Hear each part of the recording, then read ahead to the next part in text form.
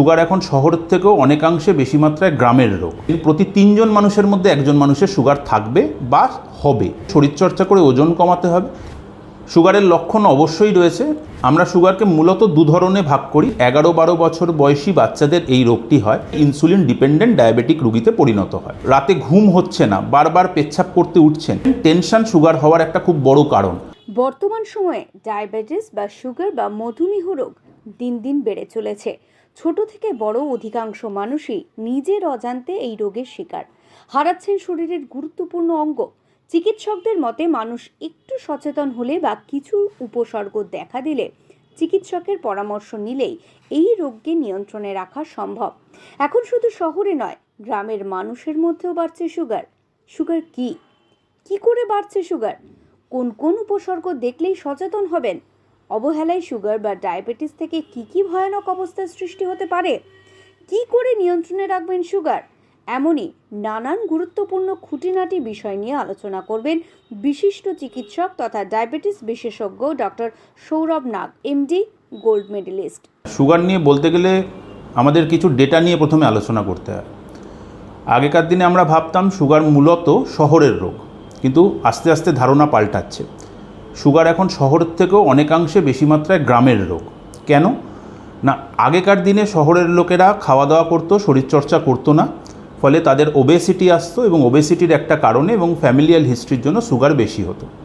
আপনি যদি গ্রামের দিকে তাকান, দেখবেন এখন গ্রামে আগে পায়ে টানা ভ্যানের বদলে এখন মোটর ভ্যান হয়েছে। গ্রামের মানুষের আর্থিক অবস্থার উন্নতি হওয়ার জন্য তারা এখন খাওয়া দাওয়ার পরিমাণটা বাড়িয়েছেন এবং পাশাপাশি লক্ষ্য করবেন যে তাদের শরীরচর্চাটাও অনেকটা কমে গেছে। লাঙলের বদলে ট্রাক্টর এসছে, ফলে এখন তাদের ক্ষেত্রে ওয়েট গেনের মাত্রাটা অনেক বেশি। ফলত গ্রামের মানুষের এখন সুগারের প্রাদুর্ভাব অনেক বেশি।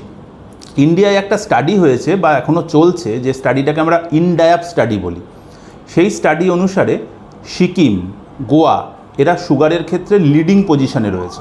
প্রতি 2 জন মানুষের মধ্যে ওখানে 1 জন মানুষের সুগার আছে।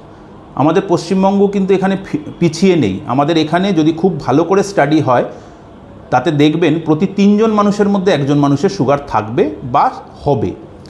তাহলে এটার গুরুত্বটা কি? গুরুত্ব এটাই, সরকারি ক্ষেত্রে এবং আমাদের রুগীদের ক্ষেত্রেও সচেতনতা থাকা উচিত যে একটা নির্দিষ্ট বয়সের পরে, ধরুন 30 বা 35 বছর বয়সের পরে আপনাকে একটা অন্তত ফাস্টিং সুগার টেস্ট করা উচিত। অর্থাৎ 10 থেকে 12 ঘন্টা খালি পেটে থাকার পর আপনার একটা খালি পেটে সুগার টেস্ট করে দেখা উচিত যে আপনার প্রি ডায়াবেটিস বা সুগার হতে পারে এরকম কোনো সিচুয়েশান, অথবা অলরেডি সুগার হয়েছে কিনা এরকম কোনো অবস্থা।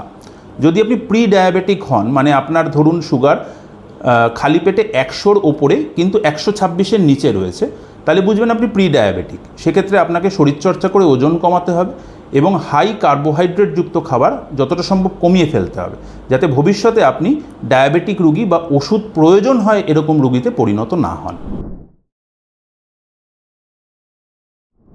সুগারের লক্ষণ অবশ্যই রয়েছে। আমরা সুগারকে মূলত 2 ধরনে ভাগ করি। 1 টাইপ 1 ডায়াবেটিস, 2 টাইপ 2 ডায়াবেটিস। যদি সাধারণভাবে বলি, টাইপ 1 ডায়াবেটিস বাচ্চাদের রোগ। মোটামুটি ধরে নিন 11-12 বছর বয়সী বাচ্চাদের এই রোগটি হয়। বেশিরভাগ ক্ষেত্রে এমার্জেন্সিতে এই বাচ্চাগুলি গিয়ে হাজির হয় পেটে ব্যথা, বমি এবং সেন্সলেস হয়ে গিয়ে। হঠাৎ করে সুগার চেক করে দেখা যায় তার হয়তো 400 বা 450 সুগার রয়েছে। তখন আমরা সন্দেহ করি যে এই বাচ্চাটির ইনসুলিন শরীরে তৈরি হচ্ছে না, ফলত তার সুগার বেড়েছে। এটাকে আমরা টাইপ 1 ডায়াবেটিস বলি। মূলত এই বাচ্চাদের সেই মুহূর্তে স্যালাইন দিয়ে চিকিৎসা করা হয় এবং ইনসুলিনের সাহায্যে, এবং ভবিষ্যতে এই বাচ্চাগুলি পুরোটাই ইনসুলিন ডিপেন্ডেন্ট ডায়াবেটিক রোগীতে পরিণত হয়। টাইপ 2 ডায়াবেটিসের ক্ষেত্রে সাধারণত আমরা যে সিমটমগুলো দেখে থাকি, অতিরিক্ত তৃষ্ণা পাওয়া, হঠাৎ করে ওজন কমে যাওয়া, বিরক্ত বোধ করা, কিছু কিছু ক্ষেত্রে লিঙ্গর সামনে অথবা মহিলাদের ক্ষেত্রে গোপনাঙ্গের সামনে চুলকানি তৈরি হওয়া, দাঁতে ইনফেকশন হওয়া, এবং রুগী যদি খুব রাতে ঘুম হচ্ছে না, বারবার পেচ্ছাপ করতে উঠছেন, এগুলো খুব কমন সিমটম সুগারের। তাহলে তৃষ্ণা পাওয়া, ওজন কমে যাওয়া, বারবার মূত্রত্যাগের প্রয়োজনীয়তা বোধ করা, দাঁতে ইনফেকশন হওয়া, এছাড়াও ইউরোজেনিটাল ইনফেকশন যেটা আমরা বলি মহিলা এবং পুরুষদের ক্ষেত্রে, এইগুলো যদি কারোর ফ্রিকোয়েন্টলি হতে থাকে তখন আমরা অবশ্যই তার একটা সুগার চেক করে দেখব যে এই রুগীটির কোনো সুগার হচ্ছে কিনা। মানসিক দিকটাকে আমরা সবসময় খুব ছোট আকারে দেখি, যে টেনশনও কোনো ব্যাপার নয়, একটু প্রাণায়াম করব, একটু কার্টুন দেখব, একটু আনন্দে থাকবো, আমাদের টেনশন কেটে যাবে। কিন্তু জানবেন টেনশন সুগার হওয়ার একটা খুব বড় কারণ।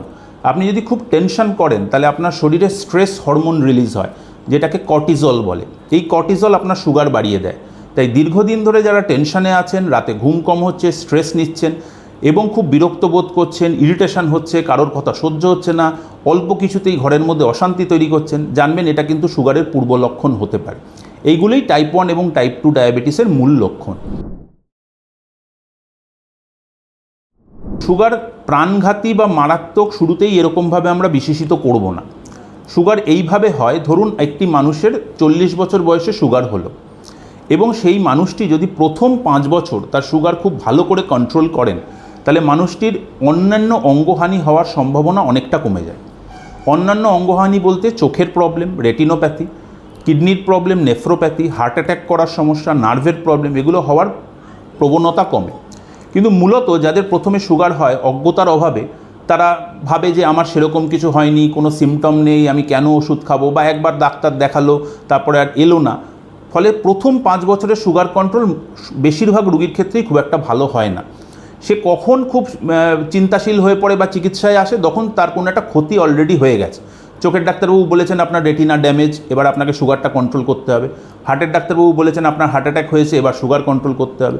কিডনির ডাক্তারবাবু বলেছেন আপনার কিডনিটা কম কাজ করছে, এবার সুগার কন্ট্রোল করুন। কিন্তু অলরেডি তখন আপনার ড্যামেজ হয়ে গেছে। তাহলে যখন আপনার সুগার ধরা পড়লো, প্রথম 5 বছর যদি আপনি খুব ভালো করে সুগার কন্ট্রোল করেন এবং পরবর্তীকালে যদি একটা চেক আপের ওপর থাকেন, এই কন্ট্রোলটাই হচ্ছে মেন, তাহলে কিন্তু আপনি অনেকটাই যে end organ damage, kidney, heart, liver, চোখ, এগুলোর ড্যামেজটা আপনি পিছিয়ে দিতে পারেন, বা ড্যামেজ হলেও সেটা খুব আর্লি অবস্থায় আপনি ডায়াগনোসিস করে তার চিকিৎসা করতে পারেন। সুগার থেকে বাঁচার 3টি উপায়, যেটাকে আমরা 3টে পিলার অফ ট্রিটমেন্ট বলি। 1, আপনি নিয়মিত শরীরচর্চা করুন। আগেকার দিনে আমরা বলতাম, বা কিছু বছর আগেও WHO রেকমেন্ডেশন অনুসারে, যে সপ্তাহে 150 মিনিট রেগুলার ফিজিক্যাল ওয়ার্ক, তার মানে আপনি দৈনিক 30 মিনিট করে শরীরচর্চা করবেন। WHO সেটাকে এখন বলছেন, যে মানুষের হাতে সময় আছে, যিনি পারবেন, তিনি ওই সময়টাকে 1 ঘন্টায় নিয়ে যান, দৈনিক 1 ঘন্টা শরীরচর্চা। অর্থাৎ সপ্তাহে 7 দিনের মধ্যে 5 দিন, টোটাল 300 মিনিট যদি সে শরীরচর্চা করে, তবে সেটা সুগারের পক্ষে উপকারী।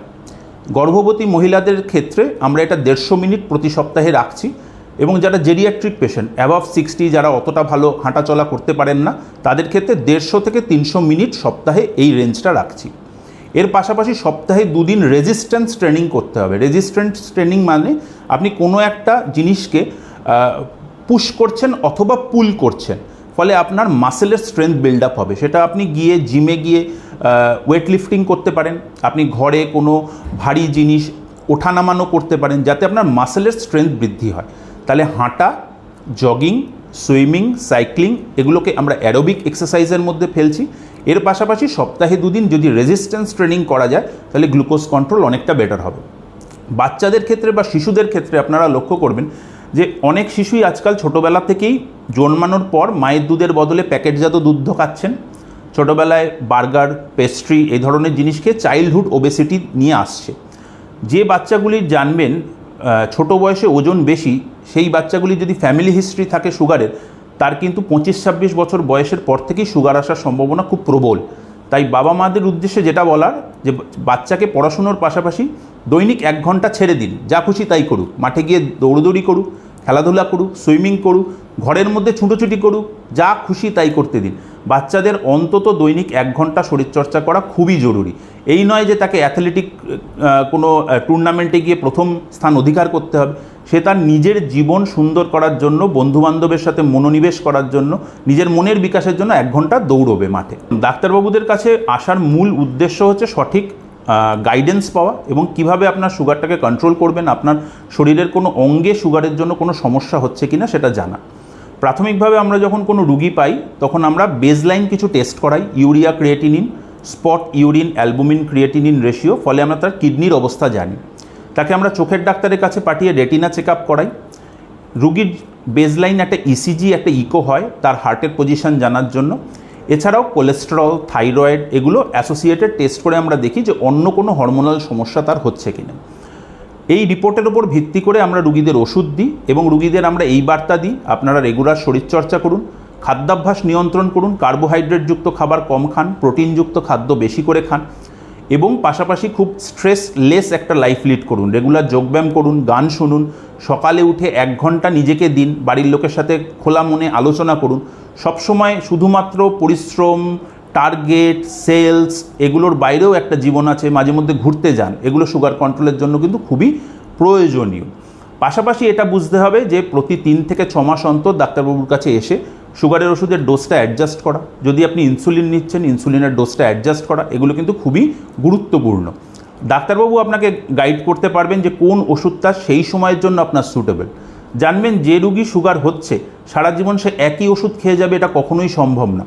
হতে পারে তার ওষুধের ডোজ বাড়বে, সে যদি খুব ভালো কন্ট্রোল করে তার ওষুধের ডোজ কমতে পারে, প্রয়োজনে তার ইনসুলিনও লাগতে পারে। অনেকের মনে একটা ভুল ধারণা আছে, ইনসুলিন নিলাম এবার বোধহয় আমার জীবনের শেষ প্রান্তে আমি উপস্থিত, এবার বোধহয় আমি মারাই যাব। কিন্তু বাস্তব গল্প সেরকম নয়। আপনার দেহে সুগার হয়েছে কারণ আপনার ইনসুলিন কম তৈরি হচ্ছে অথবা ইনসুলিন কম কাজ করছে। আমরা যদি বাইরে থেকে সেই মানুষকে ইনসুলিন দিই যেটি পার্শ্ব প্রতিক্রিয়াবিহীন, জানবেন সেটা কখনোই তার পক্ষে ক্ষতিকারক নয়। গর্ভবতী মহিলাদেরও আমরা যখন সুগারের চিকিৎসা করি ইনসুলিন দিয়েই চিকিৎসা করি।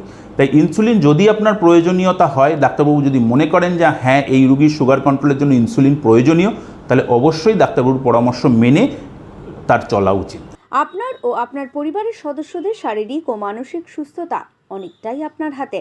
তাই শরীর ও মনের নানান রোগ, তার প্রতিকার ও পরিচর্যা সহ নানান গুরুত্বপূর্ণ বিষয় আপনাদের জানাবেন প্রতিষ্ঠিত চিকিৎসক ও বিশেষজ্ঞরা।